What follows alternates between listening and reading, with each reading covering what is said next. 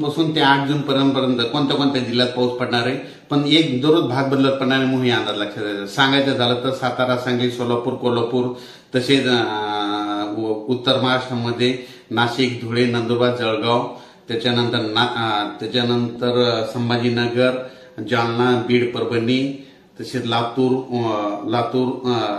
नांदेड, हिंगोली, यवतमाळ, वाशिम, बुलढाणा, अकोला, अमरावती, त्याच्यानंतर उस्मानाबाद, लातूर, त्याच्यानंतर तो पाऊस तसेच सोलापूर, पंढरपूर असा ह्या भागामध्ये जरा चांगला पडणार आहे. ह्यामध्ये 5 जून ते 8 जून दरम्यान.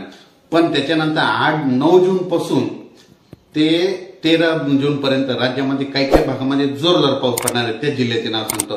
9 जून पासून ते 14 जून दरम्यान म्हणजे वडी नाली वाहतील असा पाऊस पडणार आहे. त्याच्यामध्ये जिल्ह्याचं नाव सांगतो.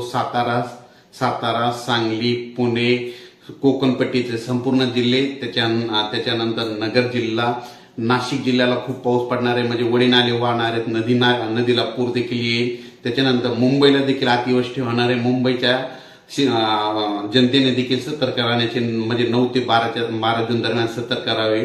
त्याच्यानंतर पुण्याकडे देखील जास्त पाऊस पडणार नाही, पुणेकरांनी देखील सतर्क राहावे. कोकणपट्टीमध्ये देखील मुसळधार पाऊस पडणार आहे म्हणून कोकणपट्टीवाल्यांनी सतर्क राहावे.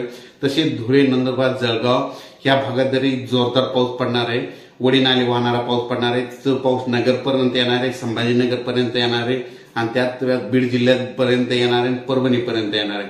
म्हणून हा अंदाज लक्षात घ्यायचा.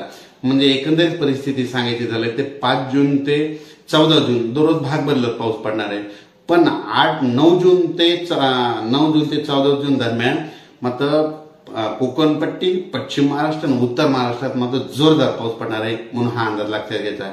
शेतकऱ्यांनी वाऱ्यापासून स्वतःची काळजी घ्या, विजेपासून स्वतःची काळजी घ्या. अचानक वातावरणात बदल झाला तर लगेच एक मेसेज दिला जाईल. पण सर्व शेतकऱ्याला परत एक माझी विनंती, समजा पाऊस पडल्याच्या नंतर जमिनीमध्ये 1 ईत ओल गेली तर पेरणी करायला काही हरकत नाही. जर 4 बोट ओल असेल तर तुम्ही पेरणीचा निर्णय घेऊन थांबतो. जय हिंद, जय महाराष्ट्र.